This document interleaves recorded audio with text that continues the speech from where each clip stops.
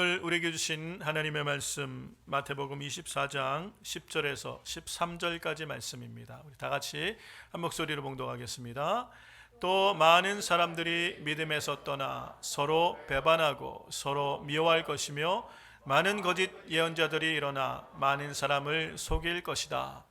그리고 악이 점점 더함으로 많은 사람들의 사랑이 식어질 것이다. 그러나 끝까지 견디는 사람은 구원을 받을 것이다. 아멘. 이 말씀은 오늘 우리에게 주시는 하나님의 말씀입니다. 할렐루야. 오늘도 주일 예배를 통해서 우리를 회복하시고 또 우리에게 세일을 이루시는 하나님의 큰 은혜가 우리 사랑하는 성도들의 심령과 여러분의 가정과 우리 교회 위에 또 조국 대한민국과 이 미국 위에 함께 하시기를 주의 이름으로 축원합니다. 오늘은 끝까지 견디자라는 제목으로 주의 말씀의 은혜를 나누고자 합니다. 어제 나눠드린 본문의 제목과 조금 차이가 있는데 원래는 천국 복음 양과 염소에 관한 비유의 말씀을 나누려고 하다가 내용이 좀 길어질 것 같아서 우리가 우리 교회 창립 예배 끝나고 이어서 말씀을 나누고요. 우리는 지난 나눴던 이제 비유의 말씀들을 어느 정도 이제 마태복음 24장과 25장을 마무리하는 그런 말씀을 좀 나누었으면 좋겠습니다. 우리가 오늘 읽은 이 본문의 말씀은 예수님께서 마태복음 24장을 시작하시면서 제자들이 예수님이 재림하실 때가 언제고 또 그때 나타날 징조들이 어떤 것입니까? 라고 물어보는 그 말씀에 예수님은 마태복음 24장에서 여러 가지 징조들을 말씀해 주시고 이어서 비유들을 말씀해 주셨습니다. 25장에 나타나는 우리가 지난 두 주간 살펴봤던 열 처녀의 비유 그리고 또 달란트의 비유들을 통해서 주님은 예수님의 재림이 가까운 시대를 살아가는 성도들은 어떠한 삶의 자세를 가지고 살아가야 되는지에 대해서 우리 가운데 말씀해 주신 것이에요. 예수님이 마태복음 24장과 25장을 통해서 종말의 때, 곧 예수님의 재림이 가까운 때를 살아가는 성도들이 어떻게 살아야 되는지 말씀한 거의 핵심은 깨어 있으라라는 말씀이에요. 그렇죠? 깨어 있으라는 말씀인 걸 알 수 있습니다. 그렇다면 우리는 예수님이 깨어 있으라라고 말씀하신 이 말씀의 의미를 마태복음 24장과 25장을 통해서 지금 확인해 왔습니다. 그래서 열 처녀의 비유를 통해서 깨어 있으란 말의 의미는 대비하고 있으라, 예비하고 있으라라는 것을 우리가 알았어요.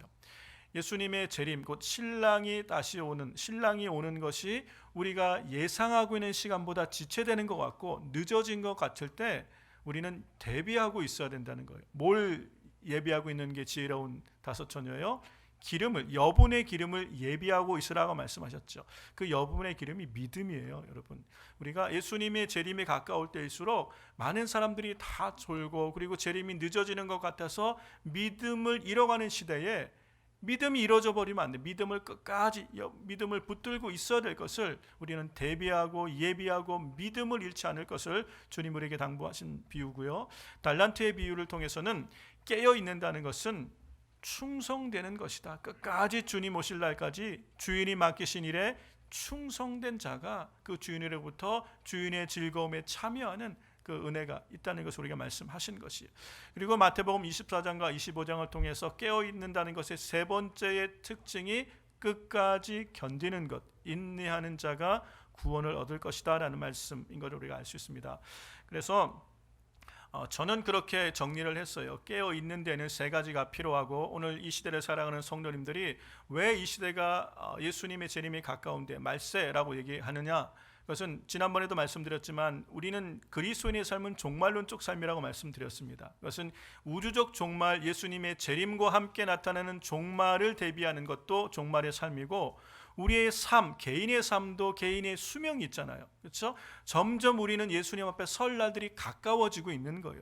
결국 우리의 인생은 예수님의 재림과 함께 종말이 오듯 우리가 주님 앞에 서야 되는 날이 일찍 찾아오든 종말론적 삶을 살 수밖에 없다는 거예요. 그러므로 주의 이 말씀처럼 우리는 항상 대비하고 그래서 깨어 있어야 되고 한결같이 충성됨으로 깨어 있어야 되고 또 끝까지 견딤으로 여러분이 신앙생활을 모태신앙으로 다 했다가 예수님 앞에 서기 직전에 여러 가지 이유로 신앙에서 떨어져 나간다면 그것처럼 안타까운 게 어디 있겠어요. 끝까지 견디며 구원에 참여하는 자가 되어야 될 줄로 믿습니다. 그래서 오늘 저는 여러분과 함께 끝까지 견디는 믿음이 어떤 믿음이냐에 대해서 함께 말씀을 나누려고 합니다. 하고 있는데 모든 사람들이 다 믿음을 가지고 있다고 얘기를 합니다. 그렇죠. 타 종교를 믿는 분들도 믿음이 있어요. 그리고 신앙생활을 하시는 분도 믿음이 있고 교회를 다니지 않는 분들도 다 뭔가 믿는 데가 있어요. 다 믿음은 다 모두에게 있어요. 그럼 믿음만 있으면 되냐? 그냥 믿음이 있으면 다 되는 거냐? 그것이 아니라는 건 우리가 알 수 있어요.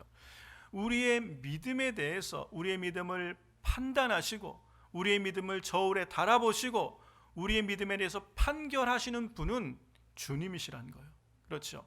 내 믿음이 예수님이 기대하시는 믿음, 그리고 구원 얻기에 합당한 믿음, 바로 주님이 말씀하신 그 믿음이냐가 중요한 것이요. 죄송하지만 다른 믿음은 안 된다는 것이요. 그렇기 때문에 오늘 우리가 믿음이라는 것으로 그냥 믿으면 된다라고 생각하는 것이 아니라 과연 내 믿음은 어떤 믿음이냐, 우리 주님의 기준에 맞는 믿음인지 그 믿음에 대해서 분별하고 판단할 수 있는 그런 은혜가 있게 되시기를 바랍니다. 예수님께서는 이 마지막 시대를 살아가는 성도들에게 이 믿음을 가지라고 정확한 믿음에 관한 우리에게 기준을 제시를 해주신 거예요. 그런데 우리가 이 예수님과 상관없는 믿음, 또 구원 얻기에 합당하지 않은 믿음들도 있다는 걸 알 수 있죠. 성경에는 사도 바울은 것을 거짓 복음이라고 얘기를 했는데 그런 부분들 스스로 우리가 속고 있을 수도 있다는 거예요. 그러므로 오늘 이 예배를 드리면서 우리가 정말 이 마지막 시대에 성도들이 잃지 말아야 될 이 믿음의 실체, 내용은 무엇인 것인가, 그리고 우리가 속지 말아야 될 거짓 복음과 가짜 믿음은 어떤 것인가 정확하게 분별하고 참 믿음을 끝까지 붙들게 되시기를 주의 이름으로 축원합니다. 그렇다 그러면 예수님과 상관없는 거짓 믿음이 어떤 것들이 있어요. 적어도 두 가지는 우리가 생각해 볼 수 있는데, 첫 번째는 자기중심적인 믿음입니다. 이것은 주님과 사실은 상관이 없어요. 자기중심적인 믿음의 특징은요, 하나님의 말씀, 곧 기록되어진 하나님의 말씀, 예수님의 말씀을 기준으로 믿는 삶이 아니라 내 생각, 내 경험, 내 감정을 기준으로 신앙생활하는 믿음은 예수님과 상관이 없는 믿음이에요. 그렇죠. 우리의 믿음은 하나님의 말씀이 기준이에요. 예수님의 가르침이 기준이며 그분의 말씀의 가르침이 내 생각보다도 내 경험보다도 내 감정보다도 더 우선되는 것, 이게 믿음이라는 것이요. 그런데 우리가 신앙생활하면서 주님의 말씀보다 내 생각이 앞서고 또 내 경험이 더 앞서고 내 지금 감정이 더 앞서면 이것은 자기중심적인 믿음이 되는 것이에요. 근데 그 믿음은 사실 우리 주님과 상관이 없는 믿음이에요. 그런데 문제는 우리 안에, 저를 포함해서 우리 안에 모든 사람들이 어느 정도는 다 자기중심적인 믿음이 있어요, 없어요? 다 있다는 거예요. 저도 자기중심적인 믿음이 있어요. 불쑥불쑥 나올 때가 있어요. 그러면 우리 주님은 이거 아니면 저거라는 말씀이 아니라 우리 안에 하나님을 사랑하며 예수님 중심의 삶을 살아가면서도 나도 모르는 사이에 내 안에 나타나는 내 중심적인 삶을 분별하고 그 믿음의 잘못된 믿음을 벗어버리라는 것이에요. 그리고 바른 믿음을 굳게 붙들고 있으라는 말이에요. 그렇죠? 우리 안에 누구나 다 자기중심적인 믿음이 있기 때문에 그래요. 두 번째 이 사실을 또 주님과 상관없는 믿음이 뭐냐면 복음이 아닌 믿음을 믿는 것, 복음이 없는 믿음.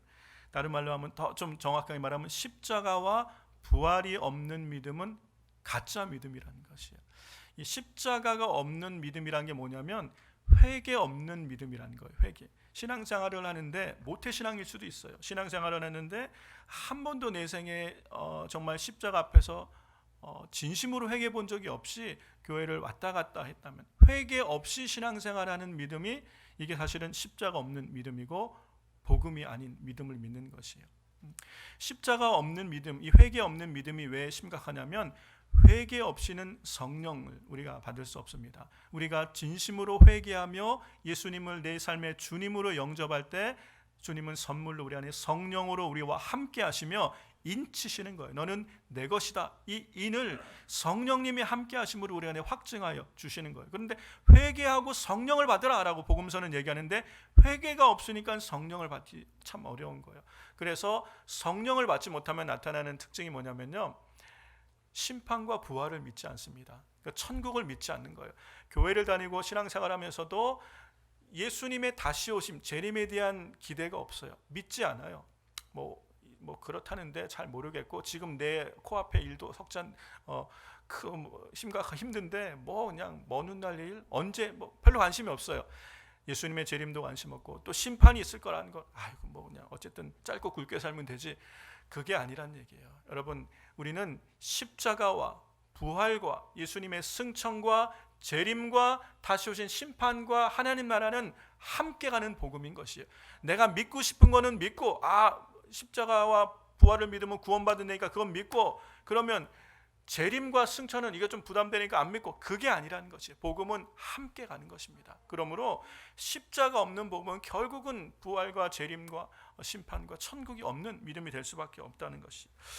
그런데 여러분 보시면 신앙생활하다 종종 이 예수님의 재림에 대해서 별로 기대하지 않는 분들이 있고, 그리고 천국과 지옥에 대해서도 별로 이렇게 기대하지 않는 분들이 있어요. 어떤 목회자는 지옥은 없다라는 책을 썼더라고요. 지옥은 없다. 여러분, 예수님이 있다 그러는데 도대체 없다고 말하는 분은 어떤 믿음인지 참 궁금해요. 그리고 예수님은 있다, 제자들도 있다, 바울도 있다라고 말한 그것을 없다라고 말한 분에게 더 많이 이렇게 관심을 갖고 그걸 더 좋아하는 성도들은 도대체 어떤 믿음인지 궁금해요. 주님은 분명하게 천국과 지옥이 있을 걸 말씀하셨고, 재림이 있을 것을 말씀하셨고, 우리 하나님 나라가 도래할 것을 말씀하신 줄로 믿습니다. 우리는 그것을 믿는 것이에요.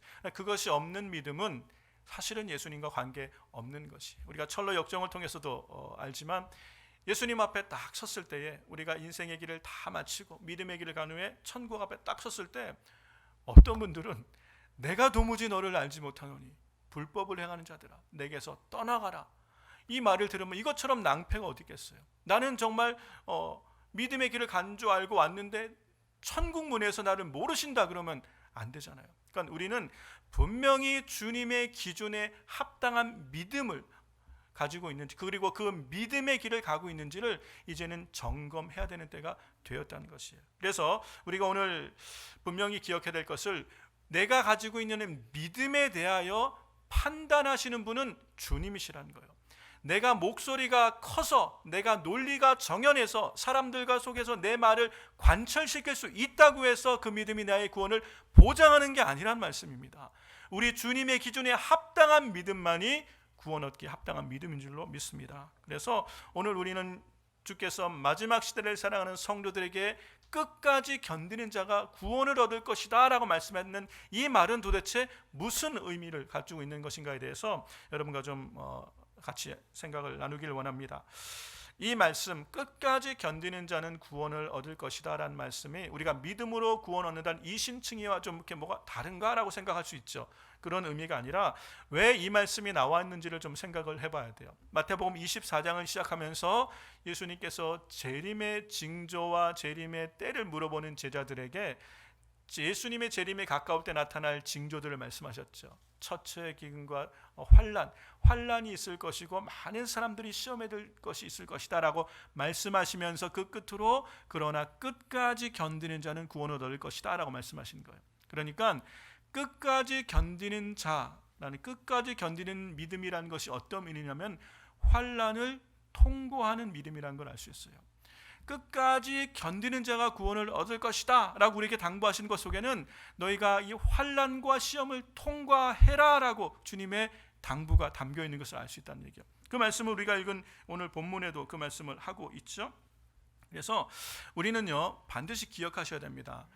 성경은 뭐 창세기부터 아브라함 때부터 해서 지금 요한계시록 모든 시대까지 하나님의 백성들이 한결같이 지나왔던 것들이 있어요. 그게 뭐냐면 환난과 시험이에요.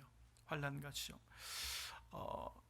이 환난과 시험을 말씀하시면서 우리에게 알게 하시는 게 뭐냐면 반드시 이런 환난이 때가 우리에게 올 것이라는 것. 주님의 재림 전에는 환난의 때가 올 것이라는 얘기예요. 그런데 제가 계속 강조하지만 이것이 우리가 두려워할 문제가 아니라는 것이에요. 성도님들은 걱정하며 염려하며 두려워하지만 정작 이 환난의 때가 될수록 두려워해야 되는 사람은 누구예요? 믿음의 주, 온전케 하시는 예수 그리스도가 없는 분, 믿고 의지할 믿음의 대상이 없는 분들이 두려워해야지 믿음의 성도들은 두려워할 일이 아니라는 것이에요. 그러나 분명히 우리가 통과하여 지나가야 되기 때문에 끝까지 견디라라고 우리에게 당부하고 있는 것임을 알 수가 있단 말입니다. 그래서 환난에 대해 우리에게 먼저 말씀하셨죠. 마태복음 24장 시작하면서 여러 가지 환난에 대해 말씀하시고 그 다음에 하시는 말씀이 많은 사람들이 시험에 빠지게 될 것이다 라는 얘기를 더하면서 하는 것이에요. 그러니까 이 환난과 시험을 통과하는데 환난도 있고 그리고 시험도 있다. 근데 시험이라고 오늘 우리가 읽은 본문을 개역 개정 성경에서는 실족해 하는 것이라고 표현을 했고요. 현대인의 성경에서는 우리로 하여금 믿음에서 떠나게 하는 것이라고 말씀하고 있습니다. 그러니까 시험이라는 게 뭐예요? 우리가 통과해야 될 시험인 우리가 주님 재림 전에 경험하게 될 세상은 우리로 하여금 실족해 하고 그래서 우리로 믿음에서 떠나게 하는 많은 일들을 우리는 보고 듣고 경험하며 그 가운데를 지나가야 된다는 것이에요. 여러분 지금 우리가 지나고 주님 앞에 가기까지 지나가고 있는 이 시대는요, 우리의 가진 믿음, 그나마 있던 믿음까지도 빼앗길 수 있는, 빼앗아 가려고 우리로 끊임없이 믿음에서 파산케 하려는 그런 일들을 우리가 경험해요. 여러분 이게 남의 어떤 무슨 큰 일이 아니라 우리가 늘 보고 듣는 것이요, 우리 안에 있는 이 작은 믿음까지도 빼앗아 가게 만든다는 것이에요. 그러므로 믿음을 잃지 않도록 주의하라는 것이에요. 결국 믿음을 빼앗기지 않도록 주의하는 것이 이렇게 중요한 것이에요. 디모데전서 4장 1절을 통해서도 사도 바울 선생님도 이것을 우리에게 분명히 말씀하십니다. 우리 같이 한번 읽어볼까요? 그러나 성령이 밝히 말씀하시기를 후일에 어떤 사람들이 믿음에서 떠나 미혹하는 영과 귀신의 가르침을 쫓으리라 하였으니, 성령의 감동 가운데 사도 바울이 후일에 되어질 일들, 곧 예수님의 재림과 관련된 시대에 되어질 일들을 아마 환상으로 보았겠죠. 많은 사람들이 믿음에서 떠나는 일들이 생긴대요. 그 이유가 미혹하는 영과 귀신의 가르침을 쫓게 됨으로 말미암는 것이에요. 그 일들을 우리에게 대해서 말씀하고 있는 것이, 우리는 그 시대를 지나가야 되는 것이에요. 지금 지나가고 있는 거예요, 여러분들이. 뿐만 아니라 디모데전서 1장 19절에도 동일한 말씀을 하고 있습니다. 같이 읽어볼까요? 믿음과 착한 양심을 가지라. 어떤 이들이 이 양심을 버렸고 그 믿음에 관하여는 파손하였느니라. 믿음을 파손했다는 게 뭐예요? 있던 믿음을 잃어버리는 것을 말씀하는 거예요. 왜냐하면 믿음과 착한 양심, 또 다른 개역 성경에서는 선한 양심이라고 말해요. 우리 성도님들은 믿음과 함께 선한 양심을 가지고 살아야 되는데, 이 악한 세상을 지나가면서 우리 양심에 무디어지는 것이, 그러면서 이 선한 양심을 버리고 우리의 마음의 욕심을 따라가다가 믿음에서 파손하는 일들이 생긴다는 거예요. 왜냐? 많은 사람들이, 대부분의 우리가 경험하는 사람들이 그렇게 살아가는 삶의 세대의 경향 속에 나만 역방향으로 살아간다는 게 보통 쉬운 일이 아니에요.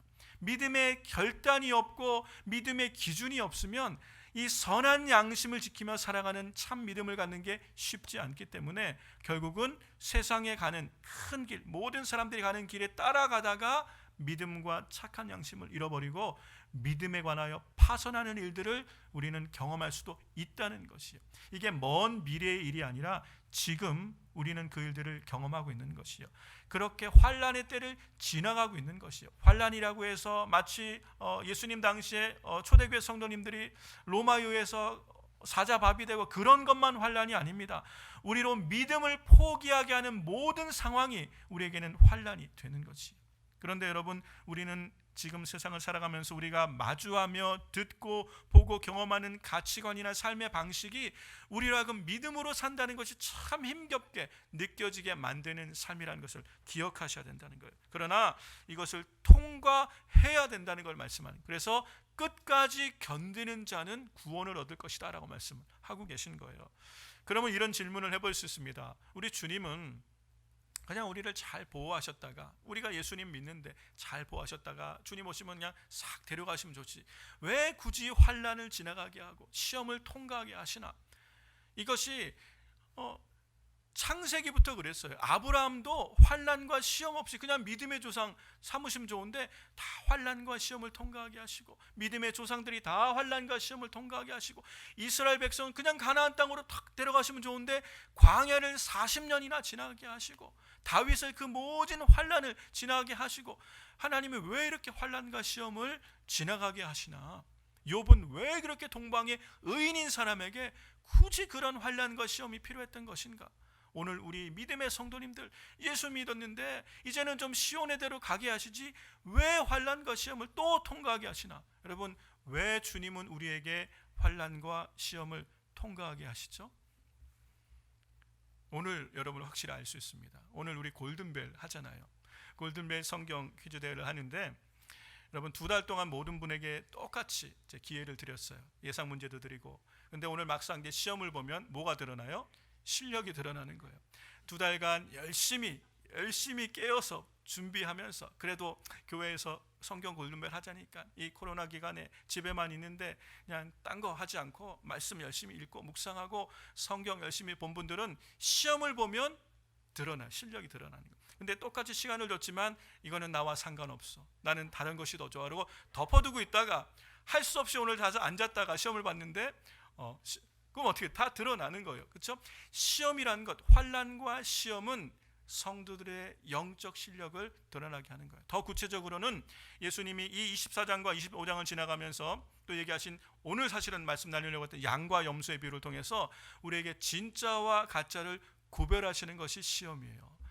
환난과 시험을 통하여 정말 우리의 믿음이 진짜인지, 나는 정말 예수님을 사랑하고 기다리고 있는지 환난과 시험을 지나가 보면 알 수 있는 것이에요. 알 수 있는 것.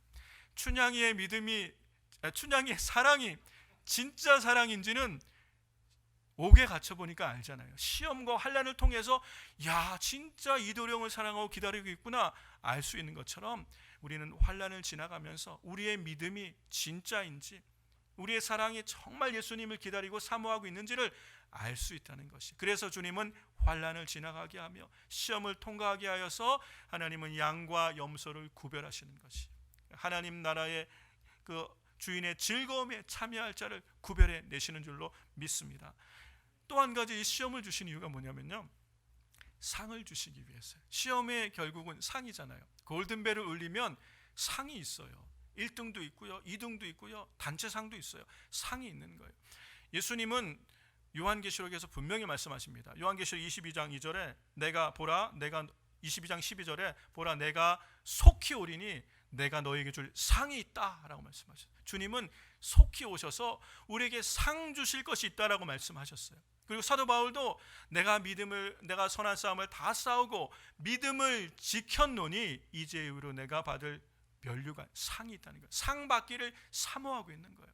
그리고 히브리서 11장에 보면 믿음의 사람들이 앞에 있는 상을 바라보며 오늘의 고난과 역경을 참았다라고 얘기하고 있어요. 여러분, 주님은 주실 상이 있다 그러고 믿음의 사람들은 다 상을 바라보고 갔다 그러면 우리는 어떻게 해야 돼요? 우리도 상을 바라봐야 될 줄을 믿습니다.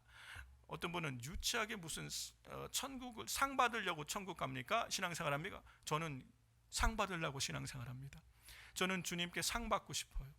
칭찬도 좋고 주님이 면류관 씌워주는 거 좋고 뭐든 좋아요. 주님께 받는 상이 있어서 너무 좋습니다. 그 상을 바라보니까 오늘의 고난을 이길 수가 있어요. 세상이 주는 많은 상과 세상을 버타여 살 때 주는 그 상보다 우리 주님께서 주실 상이 더 귀하다는 것을 믿기 때문에 그 주님께 받을 상을 바라보며 세상에서 주는 즐거움을 멀리하며 믿음의 길을 갈 수 있는 성도의 삶은 상을 바라보는 것에 있는 줄로 믿습니다. 그래서 환난과 시험을 통과하게 하는 거예요. 그래서 끝까지 견디라고 우리 주님은 말씀하고 있는 줄로 믿습니다. 사랑하는 우리 성도 여러분, 끝까지 견디는 믿음이 있길 주의 이름으로 축원합니다. 환난과 시험이 우리 삶에 와도 이미 와 있어요. 이 모든 것을 하나님의 분명한 기준을 가지고 끝까지 인내하며 견뎌서 최후 승리를 얻는 우리 모든 성도님을 되시기를 주의 이름으로 축원합니다. 두 번째, 이 끝까지 견디는 자가 구원을 얻을 것이다 라는 이 말씀의 의미는 우리가 24장 11절 본문 말씀을 같이 한번 보겠습니다. 24장 11절에 거짓 선지자가 많이 일어나 많은 사람을 미혹하게 하겠으며, 그리고 마태복음 24장을 시작하면서 4절에도 예수께서 대답하여 가라사대 너희가 사람의 미혹을 받지 않도록 주의하라. 이 사람의 미혹에 관한 말씀을 참 많이 하셨어요. 그러니까 끝까지 견디는 자가 구원을 얻을 것이다 라는 말 속에는 사람의 미혹을 받지 않도록 주의하라라는 말씀이 있는 것이에요. 주의하라. 그래서 거짓 선지자, 거짓 교사들, 미혹해 하는 악한 자들이 많이 일어나서 할 수만 있으면 정말 믿는 사람들까지도 믿음에서 떨어지게 만드는 일들이 있을 것이란 얘기예요. 요한계시록도 그렇게 미혹해 하는 거짓 선지자들에 대해서 많이 얘기하고 있어요. 이 말씀은 예수님의 재림이 가까워지는 시대에, 정말 주님이 오실 때가 가까워진 시대에 이러한 일들로 말미암아 사람들로 말미암아 미혹되어서 거짓 그리스도 또는 우리를 넘어지게 하는 잘못된 믿음을 쫓게 하는 거짓 교사들을 통하여 믿음에서 실족하고 믿음에서 떠나는 일들이 우리 안에 많이 일어난다는 것이요. 여러분, 지금이 그러한 시대라는 것을 우리가 어떻게 알 수 있냐면요, 불과 3, 40년 아니 50년, 100년 전만 해도 거짓 선지자와 이단들이 곳곳에 있었어요. 그렇죠? 100년을 주기로 시대마다 이 재림 예수들이 항상 있어 왔어요. 그런데 그때는 그 지역에 국한된 문제였죠. 그 지역에 국한된 문제예요. 그러나 지금은 유튜브나 인터넷 방송으로 거짓 가르침을 모든 세계 사람들이 다 보게 할 수 있어요. 그래서 많은 사람들이 미혹될 것이라고 말한 말씀이 바로 이 시대인 거예요. 많은 사람들이요, 논리적이고 감동적이고 정말 그럴 것 같은 그런 거짓된 가르침에 얼마나 쉽게 마음을 빼앗긴지 몰라요.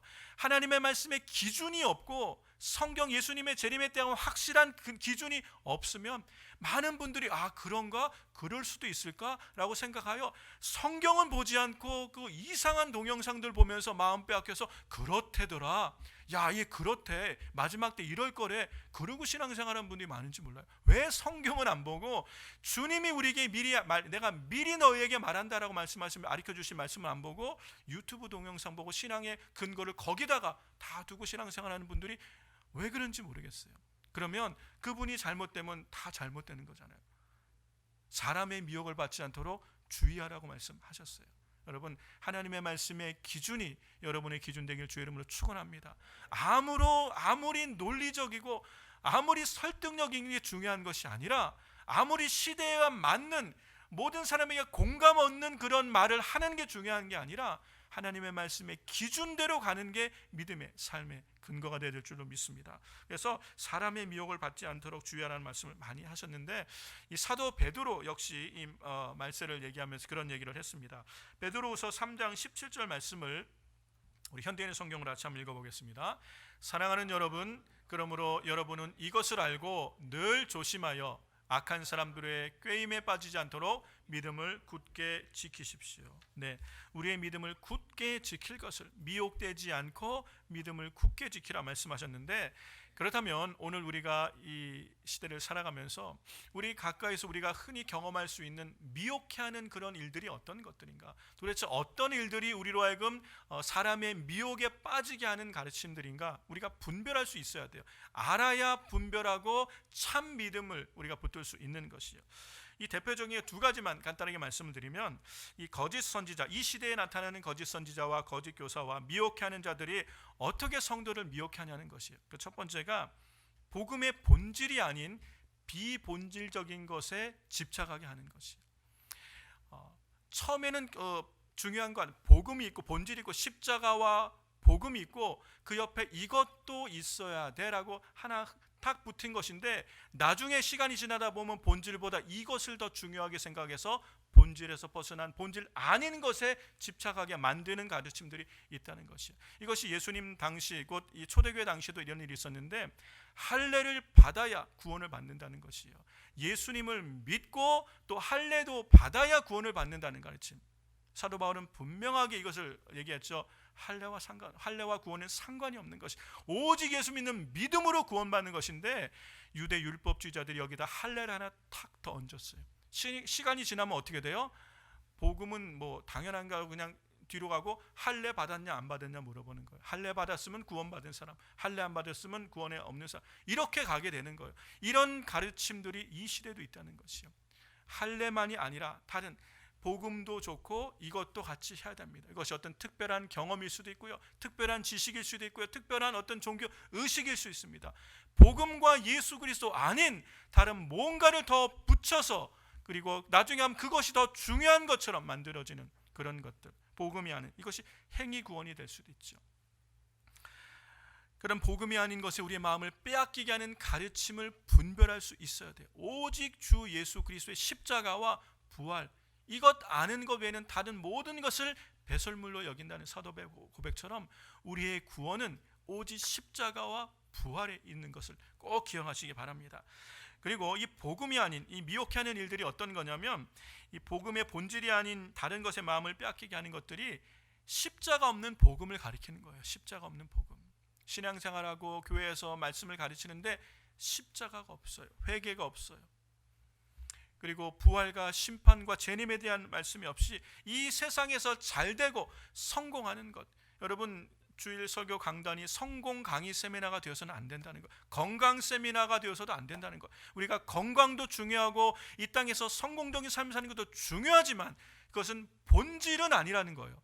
여러분, 그리스도인의 성공이 신앙생활의 성공과 일치한다면 우리는 다 성공해야 돼요. 그렇다면 초대교회 사람들은 다 신앙에 실패한 사람들이 되는 거예요. 우리가 성공적인 삶을 사는 게 중요합니다. 하나님 나라의 쓰임을 받아야 돼요. 선교하려면 물질도 있어야 돼요. 그렇죠. 모든 게 필요하지만 그것은 본질은 아니라는 거예요. 본질이 뭐예요? 십자가와 부활이에요. 그리고 하나님 나라의 고난에 참여함으로 주님의 말씀이 기준되는 삶이 우리에게 중요하다는 거예요. 그와 함께 하나님 앞에 특별하게 쓰임받는 생애를 살기 위해서 하나님의 은혜가 우리 삶에 있을 때에 하나님이 우리를 세우시고 우리에게 재물 얻을 능도 주시고 우리의 삶을 지키시고 우리를 블레싱하신 것들로 우리는 거저 받았으니까 거저 하나님의 은혜를 이웃과 함께 나누는 삶이 우리의 삶이지 성공이 목적이 돼서는 안 된다는 거예요. 그런데 우리는 이 세상에 많은 가르침이 성공을 마치 설교가 성공 세미나를 하는 것 같은 그런 게 있고, 건강 세미나를 하는 것 같은 그런 게 될 수도 있어요. 건강 중요합니다. 그런데 건강이 우리 삶의 본질은 아니잖아요. 건강한 삶을 살아야 돼요. 그러나 병들 수도 있어요. 아플 수도 있어요. 아프다가 먼저 갈 수도 있어요. 그럼 그 사람들은 다 실패한 겁니까? 아니라는 것이에요. 본질은 주님과 함께 가는 삶이에요. 예수님을 따르는 삶이에요. 거기는 십자가를 지고 나를 따르라고 말씀하셨잖아요. 그렇죠? 그러면 그 삶에는 때로는 그 길이 고난의 길이 될 수도 있고 질병을 지고 가는 길이 될 수도 있어요. 그렇죠? 그러나 주님과 함께 가는, 주님을 따르는 그 방향이 중요하다는 것이에요. 근데 그것과 상관없는 본질은 잊어버리고 본질적이 않은 것에 우리의 마음을 다 어텐션하게 만드는 가르침들을 주의해야 된다는 것이에요. 그것이 처음에는 심각한 것이 아니지만 그것이 지나다 보면 그것만 남게 되는 경우, 그래서 결국은 믿음에서 파산하게 될 수도 있다는 것을 말씀하는 거예요. 이 복음이 아닌 다른 것에 우리 마음을 빼앗게 하는 게 바로 십자가 없는 복음이고요, 자기중심적인 사랑이에요. 자기중심 사랑. 그래서 말세에 고통하는 때가 이를 것이다 라고 사도 바울이 얘기하면서 한 것 중에 제일 처음 하는 게 자기를 사랑하고 돈을 사랑하는 것. 자기를 너무 사랑하다 보면 자기 중심적으로 될 수밖에 없어요. 그런데 여러분, 그리스도인의 삶이란 것이요, 우리는 자기 중심적인 삶이 본성이에요. 여러분, 본성이기 때문에 너무 익숙해요. 우리에게 다 있어요. 그런데 그리스도인의 삶이란 것, 거듭난 삶이란 것은 내 본성을 거스리는 삶이에요. 나는 본성적으로 나를 사랑하고 이기적인 게 우리의 본성이에요. 그러나 예수 그리스도 안에서 하나님의 더 큰 사랑을 경험하고 복음을 경험하고 나니까 나를 위한 삶보다 더 가치 있는 삶이 있는데, 이것이 주와 하나님 나라 복음을 위해 사는 거듭난 인생이라는 것이에요. 그래서 우리는 육체의 소욕을 죽이고 육체의 소욕을 내려놓고 성령의 소욕을 따라 부르심을 향하여 살아가는 삶, 이게 성도의 삶인 것이에요. 성경 우리로 주와 예수와 하나님 나라와 복음을 위해 살라고 우리를 부르셨어요. 성도로 부르신 우리는 그 부르심에 합당한 삶으로 주님 앞에 반응하는 삶, 이게 믿음의 삶이잖아요. 그런데 그 믿음의 삶을 살아가면서도 여전히 나를 중심으로 내 가치, 내 유익을 위하는 삶을 산다면 사실은 복음과 관계없는 삶이 될 수 있어요. 그런데 오늘날 이 시대의 어떤 가르침들은요, 네가 중요한 거야. 예수님이 너를 위해서 고난받으셨으니까 넌 이제 예수님의 은혜와 복을 누리기만 하면 돼. 맞는 것 같은데 틀려요. 여러분, 맞는 것 같아요. 모든 이단이요, 처음부터 틀렸으면 사람들이 미혹될 일이 없죠. 맞는 것 같은데 가면 끝이 다른 걸 이단이라 그러는 거예요. 가보면 끝이 달라요. 끝이 다르면 어떻게 됐어요, 여러분? 천국에서 내가 너를 모른다고 되는 일이 나타나는 게 끝이 다른 거예요. 이게 이단인 것이요. 처음은 다 그렇게 앉는 것 같은데 끝이 다르다. 여러분, 우리 신앙생활이 잘 가다가 끝이 다른 인생이 되는 것처럼 안타까운 것이 없다는 것이에요. 그러므로 자기중심적인 신앙생활을 하다 보면 처음에는 잘 모르지만 가다 보면 복음이 없어져요. 내가 중심이고 내가 행복하고 내가 잘 되는 것이 목적이 되면 행복이 목적이 되잖아요. 예수님이 없어요.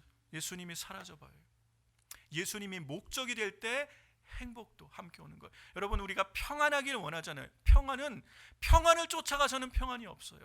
예수님을 쫓아가야 참된 평안이 있는 줄로 믿습니다. 그러므로 속지 말고 우리는 복음으로, 믿음으로 주님을 따라가야 될 줄로 믿습니다. 이 거짓 교사들이 가르치는 두 번째 특징이 뭐냐면 거짓 평안이에요. 거짓 평안. 이건 성경의 역사가 계속 증거해 온 거예요. 남유다가 멸망할 때, 구약에 마무리되어지는 남유다가 멸망할 당시에 예레미야 선지자는 하나님의 말씀의 계시를 그대로 백성들이 전해줬는데, 이 남유다의 왕과 이 관료들과 백성들이 예레미야 선지자의 말은 듣지 않고 평안하다, 평안하다, 안전하다 말하는 거짓 선지자들의 말을 듣고 결국은 멸망하게 되는 거예요. 예수님 당시 예루살렘 성전이 무너질 때도, 로마에 무너질 때도 마찬가지였어요. 평안하다, 평안하다, 안전하다는 거짓 가르침에 사람들이 마음이 답답해서 그런 줄 알다가 호련히 심판이 그들에게 임한 거예요. 근데 이것이 예수님의 재림의 때도 동일하다는 거예요. 말세에도 동일하다는 것이, 이 데살로니가전서 5장 3절에서 사도 바울이 이것을 우리에게 분명히 말씀합니다. 같이 한번 읽어볼까요? 저희가 평안하다, 안전하다 할 그때에 잉태된 여자에게 해산 고통이 이름과 같이 멸망이 호련히 저희에게 이르리니 결코 피하지 못하리라. 마지막 때가 되면, 예수님의 재림이 정말 가까워지면 이런 일들이 더 있을 거라는 거예요. 평안하다, 평안하다, 안전하다라는 얘기들을 많이 할 거예요. 여러분, 우리는 이미 그 시대를 지금 살아가고 있어요. 세상은 안전의 중요성에 대해서 참 많이 이제는 관심을 갖게 돼 있어요. 우리의 건강과 안전이 그 어느 때보다 중요하게 여겨지는 시대가 되었어요. 우리는 코로나19 사태 이후로 건강에 대해서 굉장히 많이 어텐션하고, 이게 국가적으로 전 지구적으로 건강에 대해서 이제는 어텐션하게 돼 있어요. 그리고 안전하게 살아가는 삶에 대해서 관심을 갖게, 이제는 집중하게 돼 있어요. 그러면 앞으로 어떻게 더 가겠어요? 더 안전한 삶, 더 평안한 삶, 편안한 삶을 위해서 국가적인 노력을, 이 지구적인 노력을 다 하지 않겠습니까? 그러면 모든 사람이 그 안전한 시스템 가운데, 평안한 삶 가운데 같이 가게 돼 있는 거예요. 그런데 그렇게 되면 우리가 포기해야 될 것들이 있다는 거예요. 그런데 그 포기해야 될 것들이요, 더 사실은 가치 있는 것들을 포기해야 우리는 안전과 어쩌면 편안함을 누릴 수 있는 시대가 되었다는 것이에요. 여러분, 믿음과 안전을 선택해야 되는 일이 만약에 오늘 우리 가운데 있다면 여러분은 무엇을 선택하겠습니까? 이게 점점 갈수록 쉽지 않은 일이라는 것이에요. 쉽지 않은 일. 여러분, 코로나 사태가 길어지고 있습니다. 이게 언제 끝날지 모르죠. 여러분, 그러면 코로나가 1년이 가든 1년 동안에 우리는 코로나에 걸리지 않고 우리의 건강과 안전을 지켰다, 그러면 성공한 겁니까? 그 남은 1년은 어떻게 되는 거예요? 우리 주님이 하나님의 주권이 모든 만물을 통치하고 계시는데, 하나님은 왜 코로나를, 이렇게 이런 지구적인 질병과 바이러스의 환란을 우리에게 주셨습니까? 그러면 여기서 환란, 이 코로나 걸리지 않고 그냥 건강을 지키면 우리가 성공한 겁니까? 우리 주님은 이런 수준을 기대하는 것이 아니에요. 그렇죠? 믿음의 삶이라는 것은 때로는 안전을 포기해야 될 때가 있을 수도 있다는 것이에요. 우리가 무엇이 정말 우리 인생에 가치 있고 중요한 것인가를 깨달을 수 있어야 되는 것이에요. 만약에 안전이 우선적인 것이라면 사도 바울은 선교자적인 삶을 살 이유가 없어요. 사도 바울은 나면서 로마 시민권자를 가진 사람이에요. 부유한 사람이고 가장 많이 배운 사람이에요. 그러나 그가 복음과 하나님 나라를 위해서 안전을 포기한 거예요. 편안함을 포기하고 강의 위협, 산의 위협, 동종의 위협, 강도의 위협, 수많은 위협을 무릅쓰고 복음과 하나님 나라를 위해서 헌신하는 삶을 살았어요. 그 사람이 믿음의 사람이었어요. 제자들이 그렇게 살아갔어요. 초대교회 성도들이 그렇게 살아갔어요. 기독교 역사에 많은 사람들이 안전보다 믿음을 선택하는 삶을 살아갔어요. 이것이 성도의 삶이란 것이요. 그런데 우리가 마지막 때 속고 있을 수 있는 게 뭐냐면, 제 말을 오해해서는 안 돼요. 안전을 무시하라는 얘기가 아니에요. 저는 누구보다 성도들의 안전을 지키기 위해서 최선을 다하고 있어요. 안전을 지키지만 우리에게는 안전한 것보다, 편안한 것보다 더 중요한 가치가 있다는 거예요. 그게 뭐라는 거예요? 믿음으로 사는 삶이라는 것이에요. 믿음은 때로 우리에게 안전을 포기하라고 요청할 수도 있어요. 편리함과 편안함을 포기해야 될 때가 있을 수 있어요. 그러나 그것을 포기해서도 결국 우리가 붙들어야 될 것이 믿음으로 사는 삶인 줄로 믿습니다. 우리는 이 마지막 시대에 이걸 분별할 수 있어야 된다는 것이에요. 그러나 거짓 가르침과 거짓 교사들은 안전이 중요해요. 생존이 중요한 거. 일단 살아남아야 뭐를 하지? 여러분, 살아남는 게 우리의 목적입니까? 아니라는 거예요. 우리는 사명으로 사는 거예요. 우리가 얼마나 더 살아야 될지, 모든 건 하나님의 주권 안에 있는 삶입니다. 내 삶이 하나님의 주권 안에 내가 얼마를 더 살지, 어떻게 사느냐가 중요한 거지 살아남느냐가 중요한 게 아닌 거예요. 그런데 우리는, 세상은 우리를 속입니다. 살아남는 게 성공한 것이다. 결국 살아남아야 승리한 것이다. 세상의 기준으로 맞을 수 있지만 하나님 나라의 기준에는 맞지 않는 거예요. 어떻게 사느냐가 우리에게 중요하다는 것을 기억하시고, 주의 부르심에 합당한 믿음의 삶을 살아낼 수 있는 저와 여러분 되기를 주의 이름으로 축원합니다. 마지막으로 예수님께서 끝까지 견디는 자가 구원을 얻을 것이라고 말씀하신 것의 의미는 끝까지 사랑을 잃지 말라는 당부인 것을 알 수 있어요. 이 마태복음 24장 오늘 이 13절 말씀이 끝까지 견디는 자가 구원을 얻는다고 말씀인데, 그 바로 전에 12장에 12절에서 우리 주님이 하신 말씀 같이 한번 우리 선대의 성경을 읽겠습니다. 그리고 다 같이 우리가 처음 다시 읽습니다. 그리고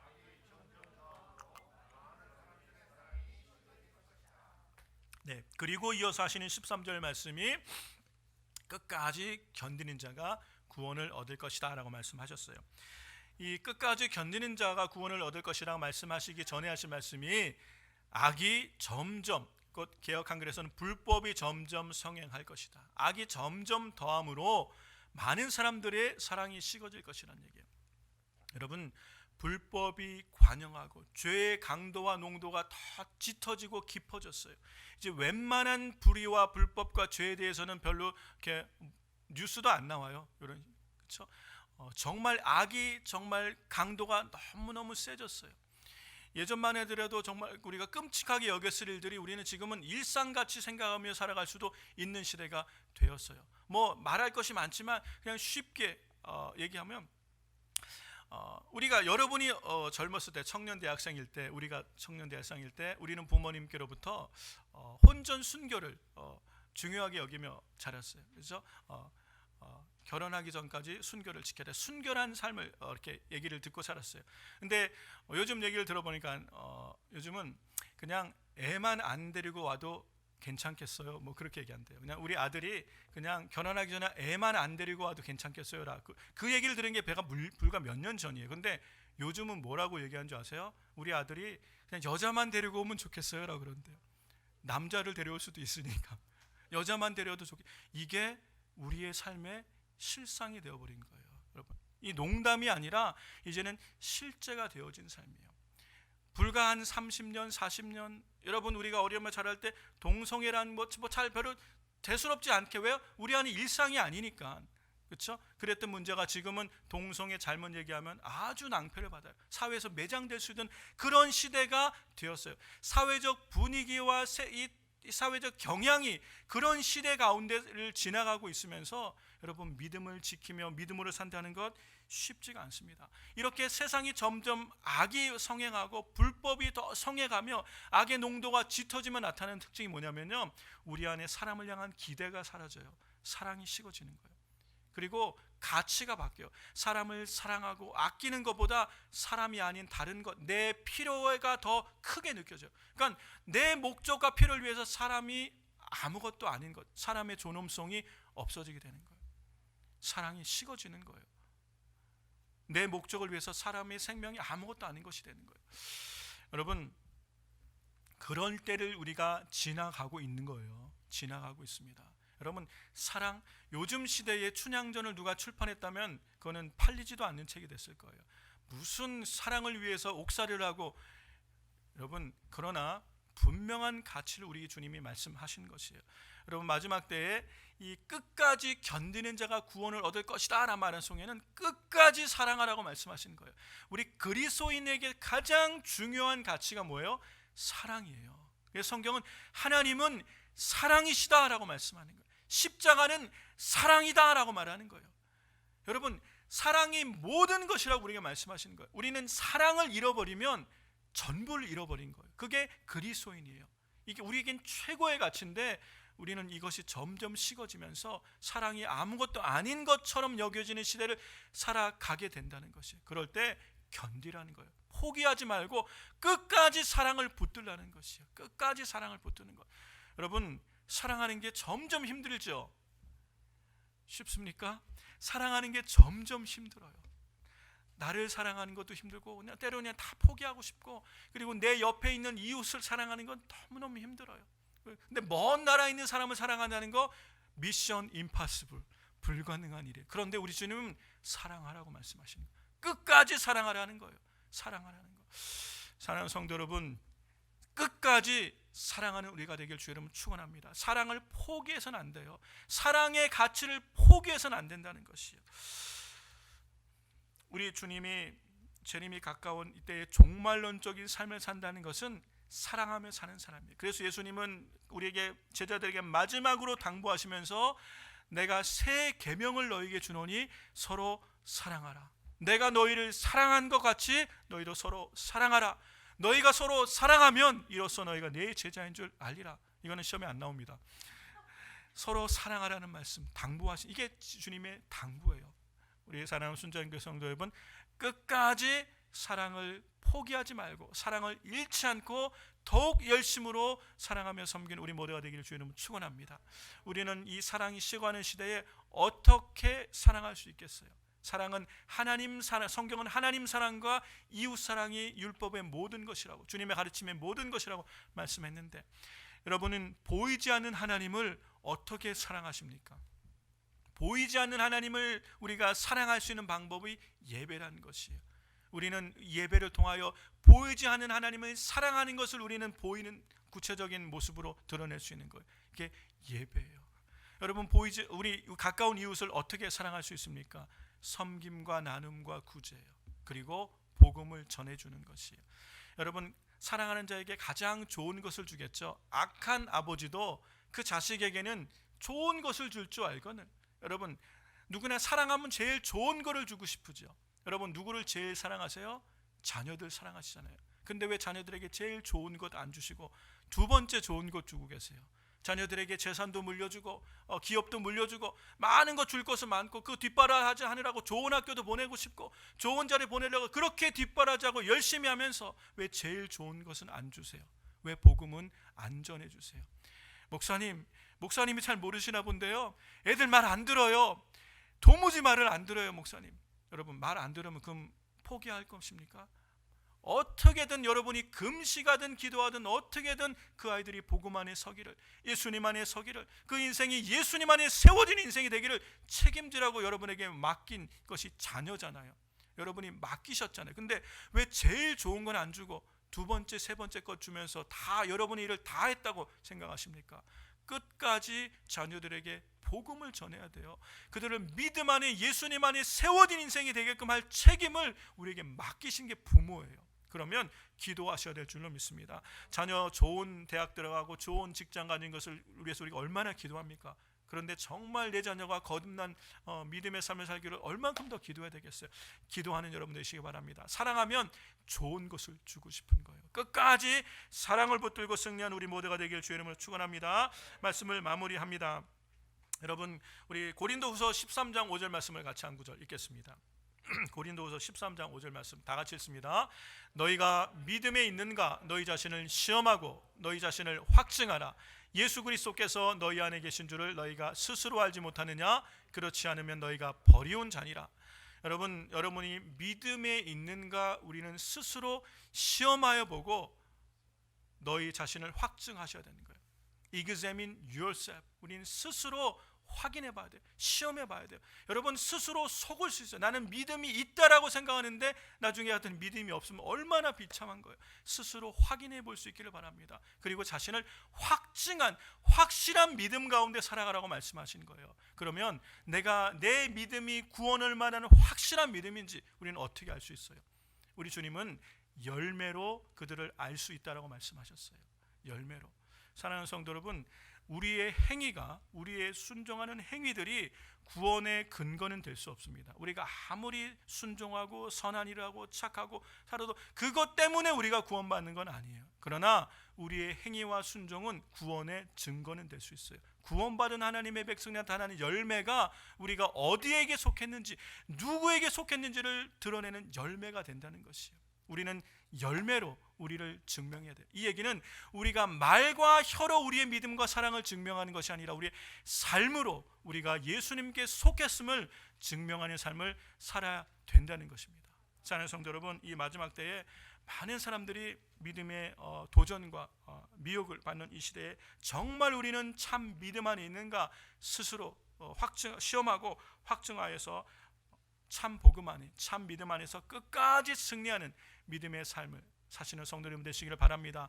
끝까지 견디는 자가 구원을 얻을 것이라 약속하신 주님의 약속처럼 끝까지 이 환난과 시험을 통과하고 우리가 믿음 안에서 승리하는 믿음의 삶을 살아내는 우리 모두가 되기를 주의 이름으로 축원합니다.